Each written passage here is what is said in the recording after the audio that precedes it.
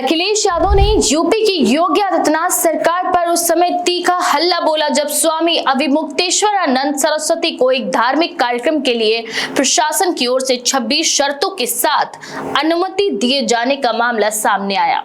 इस मुद्दे को लेकर प्रदेश की राजनीति में नई बहस छिड़ गई है। दरअसल समाजवादी पार्टी के अध्यक्ष अखिलेश यादव ने सरकार के फैसले पर तंज कसते हुए ये कहा है कि ये भी बता दिया जाए कि आंख और मुंह कितने सेंटीमीटर तक खोलने की अनुमति दी गई है।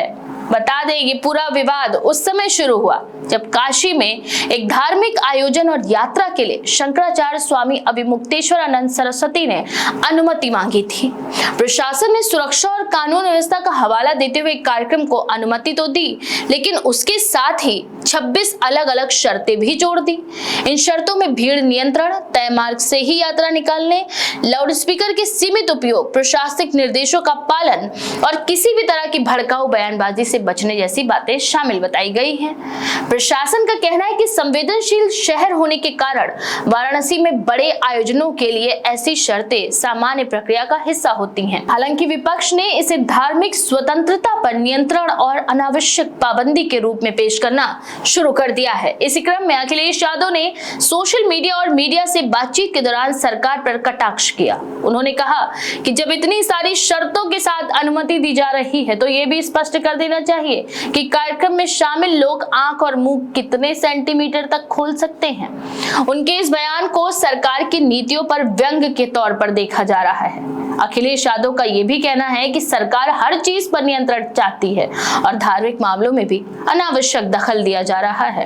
अखिलेश यादव ने आगे कहा कि अगर किसी संत या धार्मिक नेता को कार्यक्रम करने के लिए इतनी शर्तों का सामना करना पड़ रहा है तो ये सरकार की मानसिकता को दिखाता है। उन्होंने आरोप लगाया कि सरकार एक तरफ धर्म और आस्था की बात करती है लेकिन दूसरी ओर धार्मिक कार्यक्रमों में इतनी बंदिशें लगाती है कि आयोजन का स्वरूप ही बदल जाता है। ये भी कहा कि प्रशासनिक नियम जरूरी हो सकते हैं लेकिन उनका इस्तेमाल इस तरह नहीं होना चाहिए कि लोगों को लगे कि उनकी स्वतंत्रता सीमित की जा रही है। दूसरी ओर राज्य सरकार और प्रशासन का पक्ष अलग है। सरकारी सूत्र ये बताते हैं कि वाराणसी जैसे संवेदनशील और भीड़ भाड़ वाले शहर में सुरक्षा व्यवस्था को ध्यान में रखते हुए बड़े आयोजन के लिए विस्तृत दिशा निर्देश तय करना जरूरी होता है। प्रशासन का कहना है कि 26 शर्तों का उद्देश्य किसी की धार्मिक गतिविधियों को रोकना नहीं बल्कि ये सुनिश्चित करना है कि कार्यक्रम शांतिपूर्ण तरीके से संपन्न हो और कानून व्यवस्था की स्थिति प्रभावित ना हो। अधिकारियों के मुताबिक ऐसी शर्तें कई अन्य आयोजनों के लिए भी लगाई जाती रही हैं। राजनीतिक विश्लेषकों का ये मानना है कि मामला सिर्फ प्रशासनिक अनुमति का नहीं बल्कि यूपी की मौजूदा राजनीतिक प्रतिस्पर्धा से भी जुड़ गया है।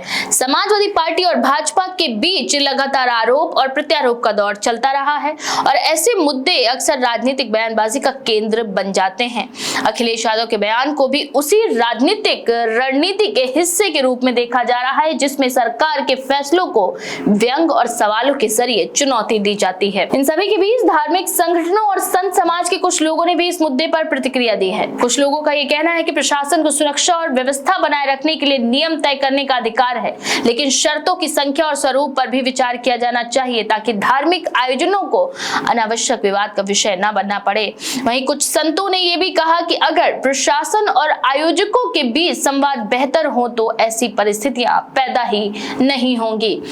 इस पूरे घटनाक्रम ने यूपी की राजनीति में एक बार फिर धर्म, प्रशासनिक नियंत्रण और राजनीतिक बयानबाजी के बीच संतुलन को लेकर चर्चाएं छेड़ दी हैं। जहां विपक्ष इसे सरकार की कठोर प्रशासनिक नीति का उदाहरण बता रहा है, वहीं सरकार और प्रशासन इसे कानून व्यवस्था बनाए रखने की सामान्य प्रक्रिया बता रहे हैं।